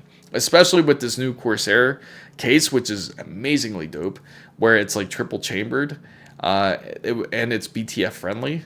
It would be a nice addition, especially into the PC building, because it makes it a lot easier for new PC builders to connect. They don't have to worry about connecting to the front and trying to route everything nicely. Now it's just going to be a lot easier to route everything in the back. Hopefully it doesn't look like a bird's nest in the back. But so I changed my mind with ASUS because of the mess with their policy and the BIOS drivers. Yeah, that did happen too. That happened. What was it? That happened like about a couple years ago when that happened. Like when they had that beta driver. I think, what motherboard was that? Because I do remember it. They were telling people to download the beta driver and it would fix their issue. But the problem with their beta driver, what the one Kakuma is talking about, was at the time they said if you download this beta driver, that they're not held responsible if anything goes wrong with the beta, and people were running into problems. So it was ASUS's way of saying, well, it's not our problem. You did download the beta version, so that was your choice to download it. You could have waited for the stable version. But the beta version was out for a little while before they actually decided to push out a stable version for it to work correctly. But I forget what the reason was. What was the cause for? So I think the concept is amazing. Will bring more longevity to boards, less stress on connectors, absolutely. And also you get way better airflow. Just imagine how much more airflow you would get in your PC. Just directly on the components, instead of any type of interference such as wires in the way, or if you get anything like anything that really sticks out in the front of the motherboard will be clear of obstruction, so you can get straight airflow through the PC. Hi guys, what motherboard would you use for a 9800 X3D just for the top gaming and top audio performance? Not interested in RGBs, USB, Wi-Fi, or all these extra unnecessary options. So if you're not interested in that, like if you're trying to find the motherboard for a 9800 X3D, usually I highly recommend either getting the two. Either get a B850, or you can go at X870E. Now, X870E is much more, of course, a enthusiast side, but you do get better components, such as you get better connectivity when it comes to internet. You get 5 gigabits of Ethernet, or you get more USB 4 ports versus a B850, where you don't get, you won't have as much of those type of features, but it will take full advantage and utilization of the 9800 X3D. Now, if you're looking for something that is less RGB, you can certainly get something like a, say, this is just off the top of my head, which is the ASUS TUF X870E board, where it doesn't really have RGBs, but it also fits budget-wise. Another one is also AORUS Elite is also a great motherboard to also take a look at. And also they do have the MSI versions, which is like the Tomahawk, is also pretty decent as well. So the X670E messes with the 7800 X3D CPUs burning up. And also stay, I keep warning everybody about it, but stay away from the Tai Chi boards. The Tai Chi boards from excuse me for a minute, because now I'm thinking Taiwanese for a minute. But the, what's it called? Ace Rock. So you want to stay away from ASRock Taichi boards, especially with the 9800X3D. We've had a user that's installed a CPU in it twice. It failed twice, and now they're on their third board and a third processor. So stay away from that, I will say for certain. And ASRock brought up the beta versions and say that you would void your warranty when something goes wrong. Yes, exactly. And that was the problem. So what about, just mentioning it, ASRock X, yes, like, they are excellent. I do enjoy their boards a lot. Stay, I like, that. You see this? You gotta love it. Let me go back into the setting. Just like this. This is hilarious. Yes, that's what you want to stay away from currently. Especially with the 9800X3D. That's like kryptonite to those boards right now. Especially the Taichi boards. Yeah, it was a little behind, sorry. No, it's all good. Yeah, there's like a little bit of lag. I should increase the latency for the videos for sure. But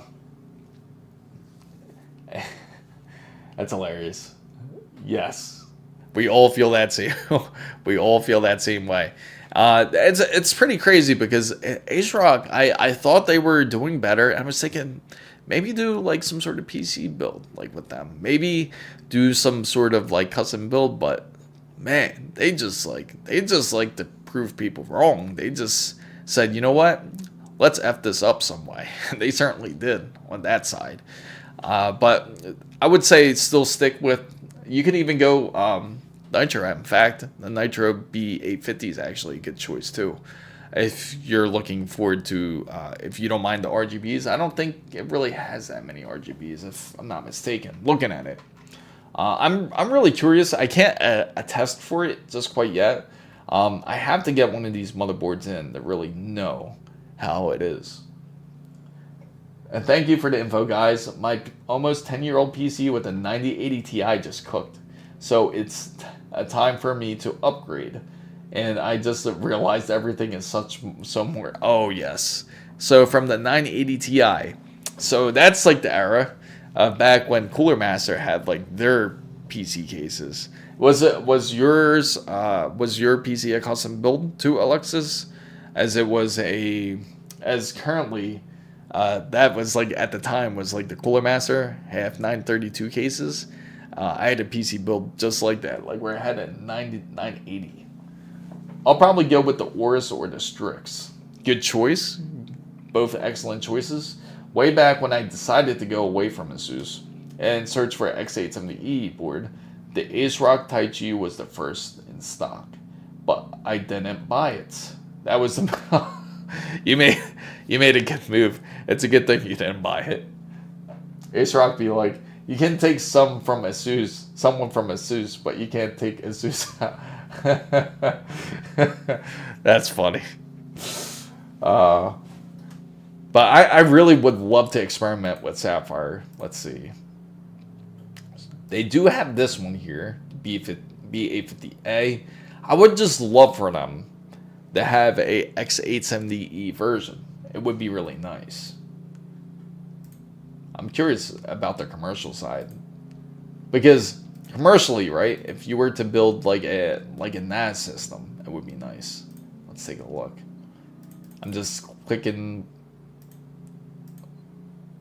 So ASUS Crosshairs are the best boards, expensive but the best. That's what I currently have right now. I have a ASUS Crosshair Hero X870E. It's actually been an excellent board. I haven't had any issues with it. The biggest complaint from people about the board was that they noticed that when they put in a NVMe that they lost PCI Express X16 down to X8. They lost power to the GPU. But unfortunately, that's across the board.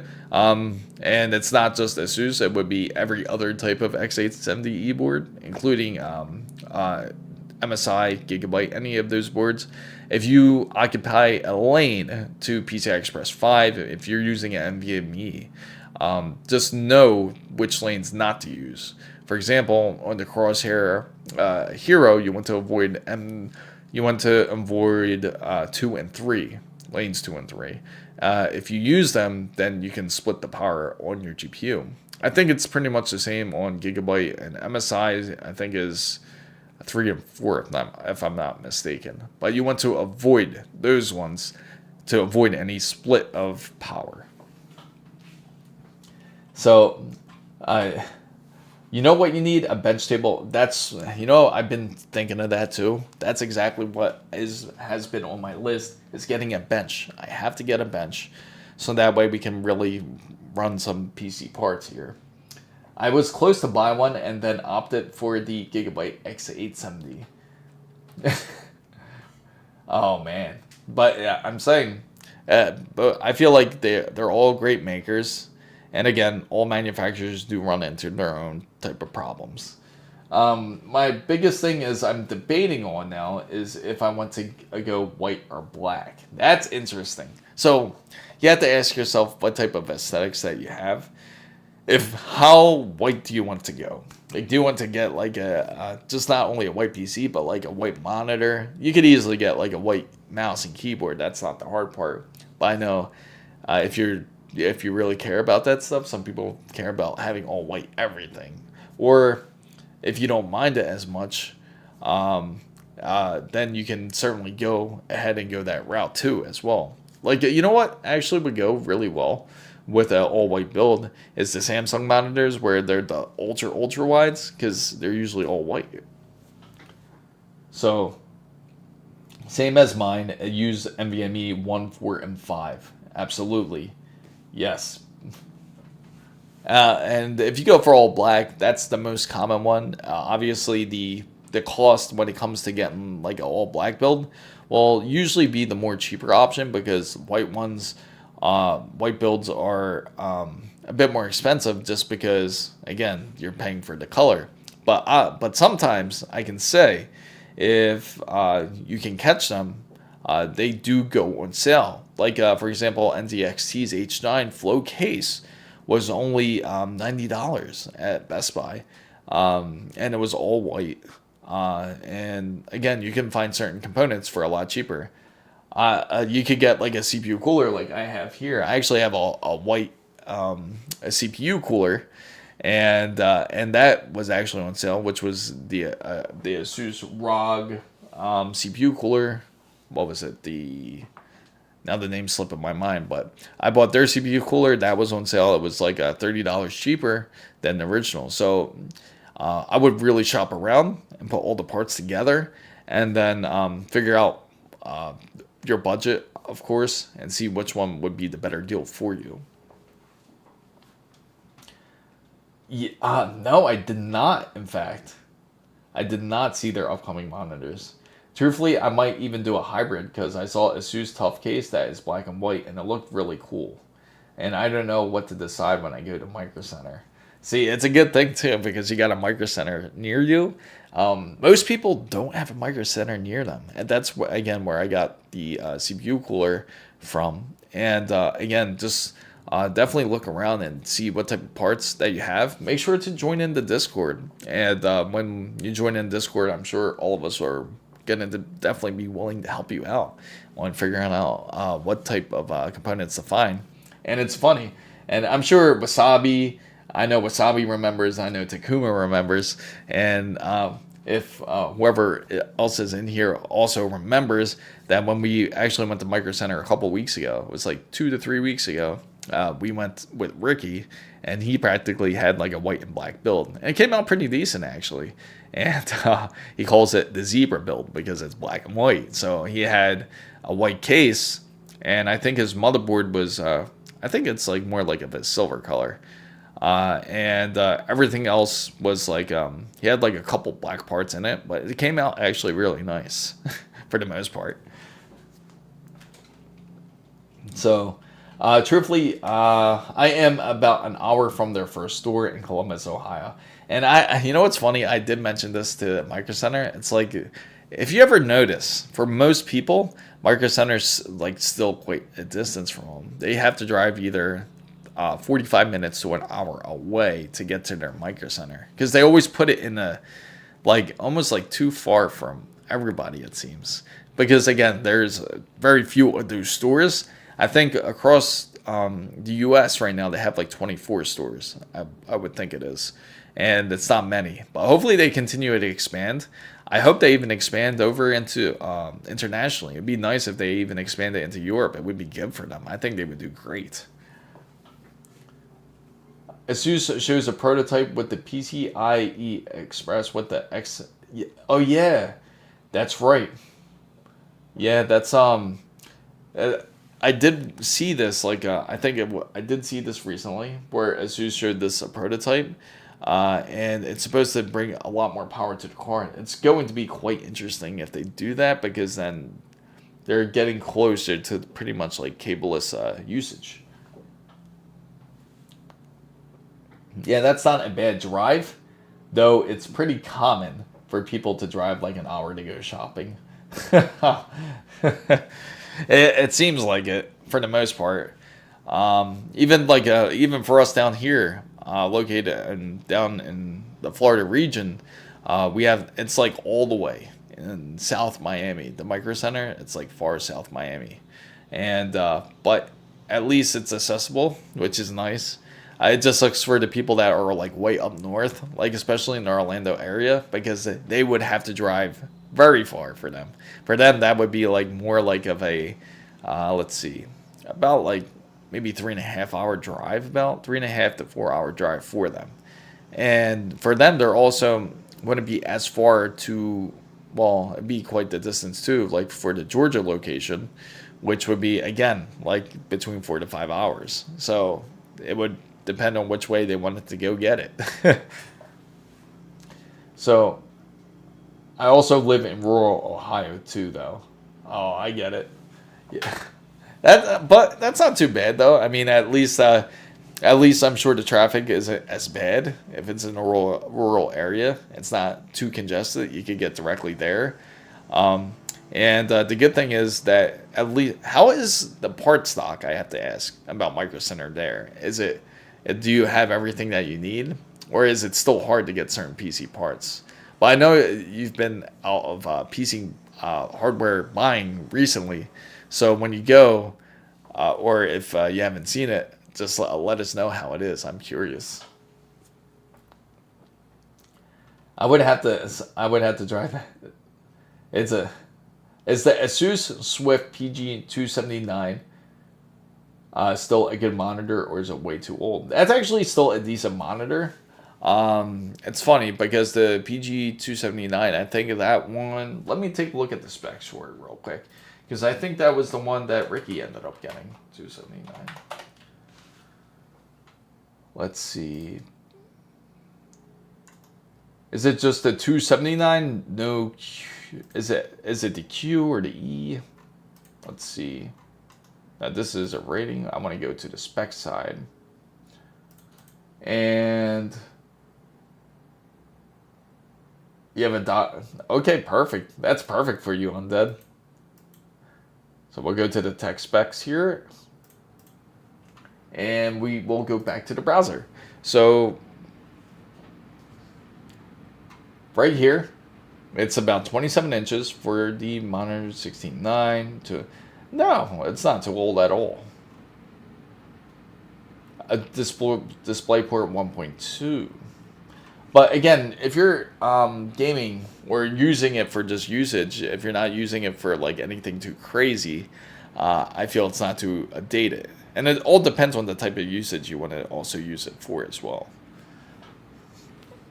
Are you trying to get... what is the whole purpose you have behind of this type of PC build? So if you drive 3 hours to a Micro Center, you better swipe that card and commit to that. Just like Ricky, right? It's funny because Ricky, and they'll tell you this, Wasabi and Takuma will definitely tell you this. When Ricky went over to Micro Center, originally he wanted a 9060 XT, right? And then he made a large leap. He went from 9060 XT all the way to a 5070 Ti. So I haven't So I haven't been there in a while, but from what I saw online that I was checking, they have a solid stock in store. That's awesome, because then that'll make it so much easier for your trip. LG Ultra Gear are great monitors, are good. I have two X32. You know what's funny? That same monitor you have, the Ali, is the one I have right there. The one where it's next to, this one's the ASUS OLED, right? And the one here is the LG Ultra Gear. Excellent monitor. I certainly do love it as well. It's definitely it's been top notch, I gotta say. It's definitely one I certainly would highly recommend as well. And we pulled this is so funny. This was hilarious at the time. Like, we bullied Ricky into buying the 5070 Ti. It's funny because he was just like, he just went in the store. He was like, man, he's like, I only want to spend like 300 to like $400 onto the GPU. And we're like, but you want to stream and you want to do this and you want to do a lot with your PC. You really want to improve the performance. You want to enjoy gaming. And he was like, yeah. He's like, yeah, I want to do all that stuff. I want to. At first, he was going to say, you know what, I'll just get the 5070. But we're like, oh, but the 5070 only has 12 gigabytes of VRAM, and that's like the minimal. That's not really going to get you through everything. And we were like, yeah, even even the Micro Center, the guy that was also helping him, he was even saying, like, yeah, you should get it up to 16 gigabytes. So he ends up getting the 5070 Ti because of it. Got the Q. My bad. Got the Q. Okay, so you got the Q. So the Q, let's see. Let me copy that real quick. Because I know it's going to be a very slight variation. Usually it's because they change up, like, maybe they might change up like the way the software is onto the display is when it comes to the monitor. So usually that's why they come out with revisions like that.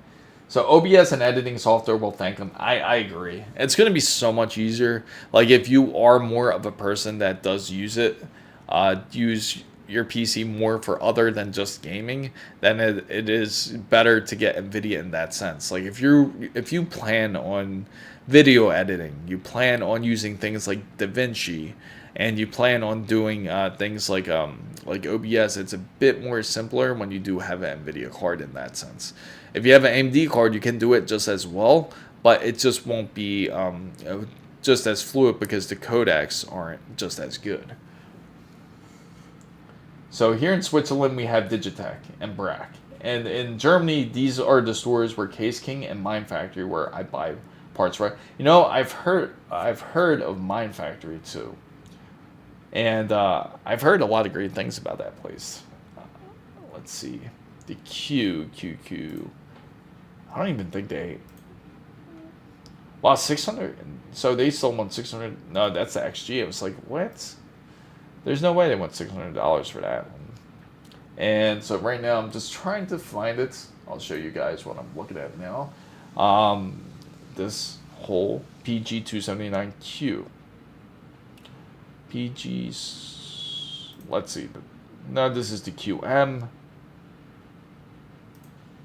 It's on eBay. That's like the closest look I can get to it. Man, they got so many different revisions of this monitor. So my question, Alexis, is what will you be using the monitor for? That way we get a better idea on the handle. So also check it. Also LDLC. Sure. That's so it's another store. Oh, yes, I forgot. So you guys have pretty decent stores from what it sounds like. You have a good priority. For us in the U.S. currently, we only have Micro Center to really purchase our stuff. Now, you can go to Best Buy to get things, but everybody will tell you Best Buy is not the perfect place. You know, pretty soon we'll actually do a stream in Best Buy and take a look around and show you what kind of things they have. More than likely, it'll probably be very brief. It's not very intricate, Best Buy. I'll certainly show you what they have. Micro Center is definitely the more higher preferred store when it comes to PC components. Now, if you're shopping online, the best places to certainly go, US wise, is at least go to Newegg and Amazon. It would be nice if Micro Center did have like an online store. They kind of do, but it's not. It's for like more like pickup. And what else? Those like are the three top, I'd say, in the US side when it comes to that. So my new monitor is the LG OLED 48C57LA. Yes, and I bet you're loving it. How are you liking it so far? Like you've been enjoying. Have you tried like different like movie shows, gaming wise? I know you've been having a blast on it. That's got to be quite a phenomenal display for sure. And you know what? Let's go here too, because I wanted to check something too. I want to check out some hardware here and see what has been out. Take a look at this. This is pretty interesting, guys. And which is the Amazon UK is, yeah, I agree. Like sometimes Amazon is a bit overpriced when it comes to certain hardware, so be really careful. A new type of 3D scanner are open to the public, which is wild. So you could actually do a full 3D scan. This would be useful, especially for those who want to do 3D scanning and printing. That's pretty crazy. So let's see. This is their Inspire 2 3D scanner. So just imagine you're doing like things like this. Yeah, exactly. So like that's exactly what I would imagine using it for like 3D printing, really. So you could do a 3D scan and then you can print it. So like say you do a 3D print. Actually, I'm just thinking you could do like a 3D scan of like say your dog, like just like we could do Jonah here, which is our mascot. We can do Jonah here, scan him, and then we can print him out. Ricky can, yeah, absolutely. I asked him if he played it. He says he's downloaded Borderlands 4. And he didn't. So if anyone's wondering, he didn't actually purchase the game. It came with the NVIDIA card. So if you do purchase an NVIDIA card, it comes with Borderlands 4. If you purchase Intel CPU, which was a very quick and brief sale that they had for 2 weeks, that you got the Battlefield 6 key. So he ended up getting 2 games out of his build, which is a nice advantage he has. Recently, he's been playing a lot of Helldivers too. And to share real quick, speaking of which, on his build, on Helldivers 2, he had a problem to where he was playing on Epic, but he had one crash on it so far, and he wasn't sure why. So I told him you got to make sure to put his RAM into Expo, because it not on Expo, but his system's XMP. So I told him put it on XMP, and also make sure to update your BIOS too, because that's going to be important. And so you could go back on Epic and give it a shot then. So he hasn't tried it yet. He hasn't tried to go back into the Epic side again, because his PC should run it with no problem anyway. But ever since then, he's been traumatized because of the one crash. Because when it crashed on that game, it didn't give him a blue screen or nothing, but it just crashed on that game, and he just watched like what stopped spinning, and he noticed his GPU stopped spinning. And also, I told him to do a driver update as well. And more than likely that the problem will be resolved then. And but he's been traumatized since, so he wasn't. So now he's afraid to put it into Epic now.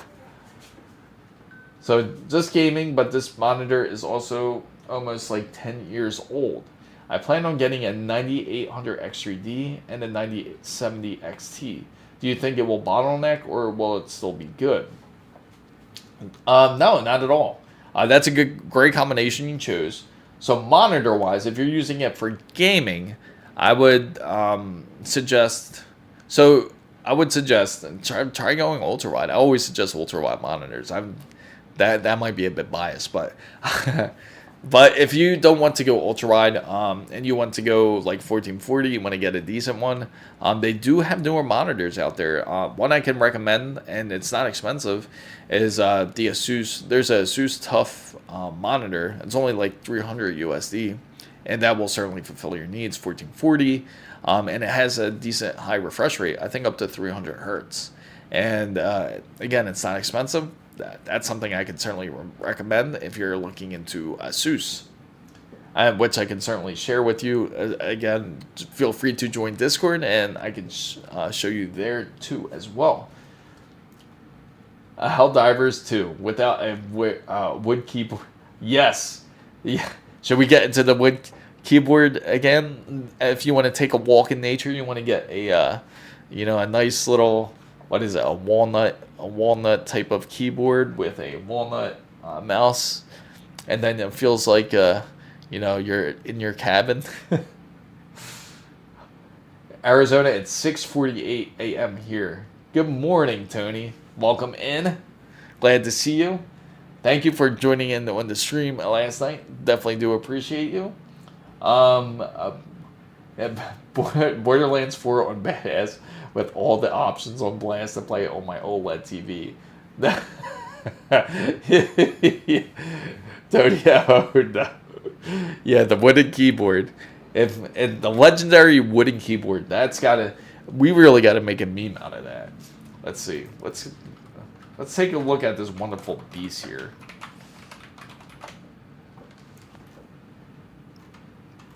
Let's take a look at this beautiful, wonderful beast here.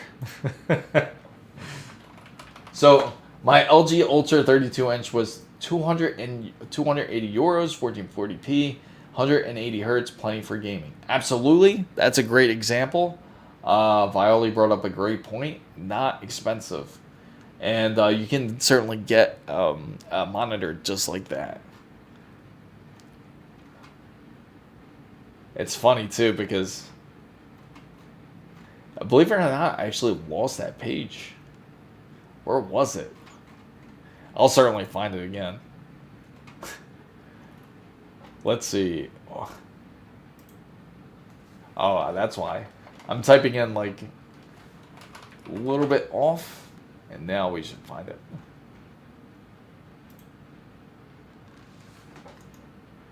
Why we ended the stream with the damn with keyboard. Next stream you should use it as a picture. Yeah, exactly. That is pounds, not yours. Oh, I apologize. So, 280 pounds. So let's take a look here. Crowlander wooden keyboards. Is this it?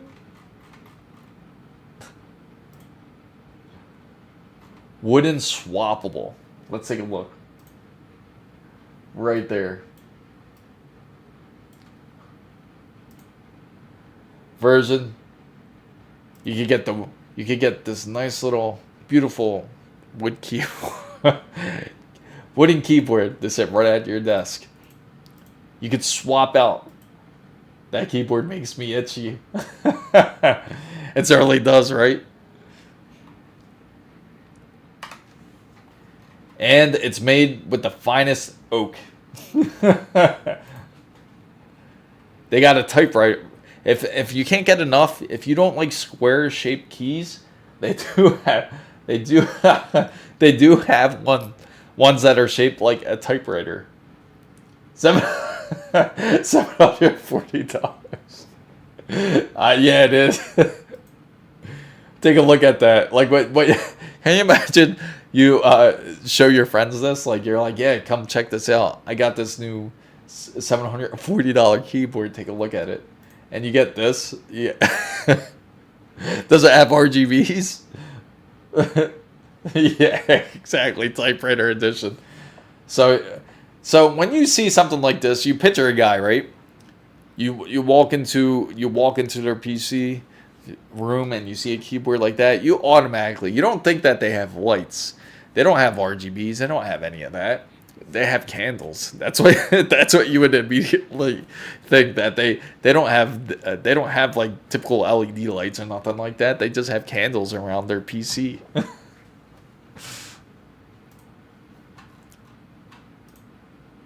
Here's one for only $904.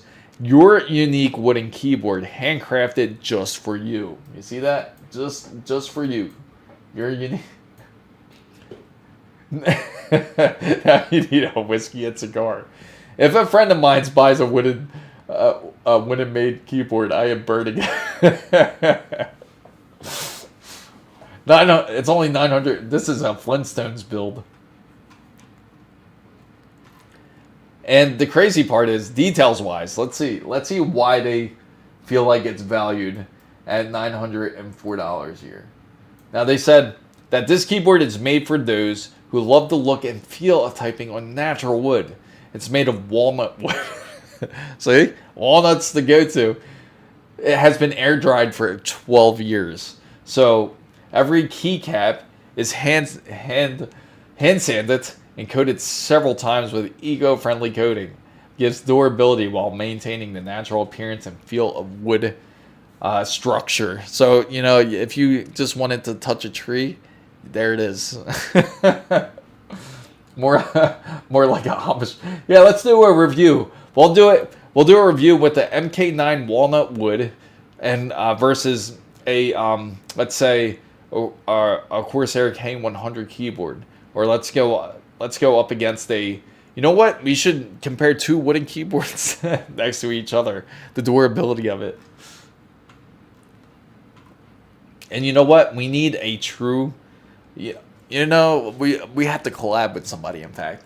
We have to collab with somebody that's Amish and see what he says about the wooden architecture. How's that? Yeah, I'm sure there's got to be a Amish YouTuber, right? So we got to get in contact with them and be like, hey, what do you think of this? Yo, touch Chris. Are there any ebony wooded keyboards? Let's find out. And just for you, if you're curious, it does. Take a look at this. Do you guys see it? It does have RGBs. So if anybody wants a wooden keyboard that has RGBs, this is it. Can you imagine that thing glowing? Like green, blue, yellow, all different colors there. Okay. So let's go ahead and try to find an ebony wood keyboard here.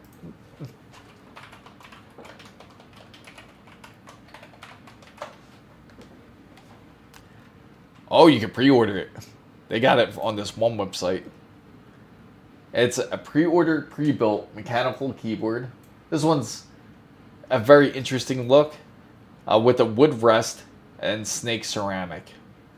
Man, that just... Oh. For some reason, when I see wrist pads like this, it just makes me feel like, ugh. Really don't like it. Oh, it's ceramic. So the keycaps are ceramic. Buy right now. It's sold out. I can't buy it. You see? I'm right there, sold out. Nothing I can do. Sorry about that. I know there are full metal keyboards like 100% aluminum or something near. If you ever make a collab and promote some wooden made hardware, Hey Chris, I caved and ordered a really Oakiness Cypress 7. Okay. I know they exist. Let's see, PC case. How about this? Right there. 251, the Kanto M-ATX version 1.3, the original wooden PC case. And look, you can easily take it apart. I mean, a 900 wooden one returned. Yeah, exactly. It might be worth it, right? And then to open it up, you just open it up just like this. That's kind of like, that's still metal. I don't like it because it has some metal on it. That's not wood. Band-Aid.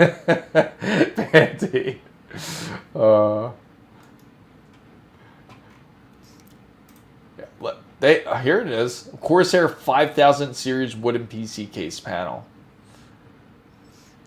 It's funny because it seems like they're really trying to push it to make it big. Because there are a couple PC companies out there, like Fractional Design does have like a wooden panel. I don't get it though. I put a bonsai in my case on the GPU now. I have. There you go.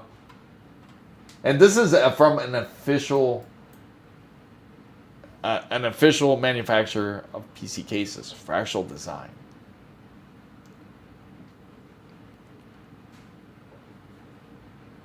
Now you can transform your gaming space, and now you can feel like you can blend in with nature. Imagine if they are. Think I will stay. Yeah, I agree. I'm much more of a. I still like the traditional cases a bit more. But take a look at this. Someone shows it on Reddit. They're very proud of this one. Latest wooden PC case. So I'm just curious at what the comments are on this already. It says, "Damn son, this looks like something out of a sci-fi cult movie. Not much to say. I've never seen anything like it. Amazing work." At this point, you might as well build my PC on the floor with power key. Take a look at that. Copper tubing. All wood, all around.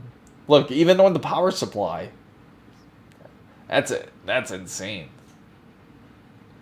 Brings back the white cases that have the plastics that yellows. Yeah, that's the thing. That's the only thing I'm worried about. Like if anybody does like a white build, I know now it doesn't do it as often, but the yellowing, that's always like a nasty look.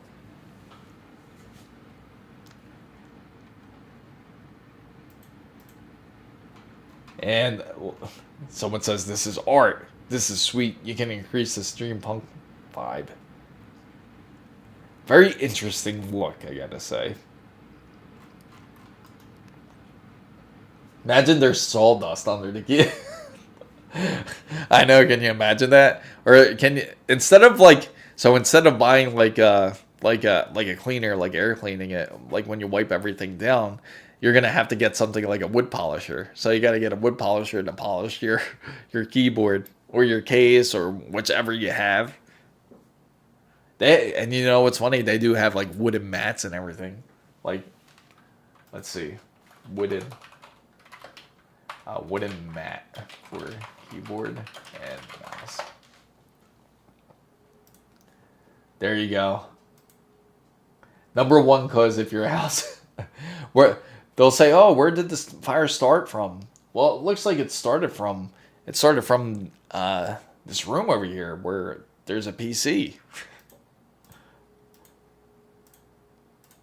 The cigar is the reason what caused the fire, by the way. And there it is. Let's visit the store here.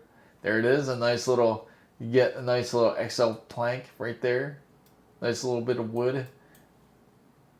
Got a wrong choice. They have to have whiskey right there. What I can't get over still is this, the wooden mouse. Hey, yes, I'm hardwood polishing your PC. I still can't get over this. I still can't get over it. Look at that thing. That's just terrible.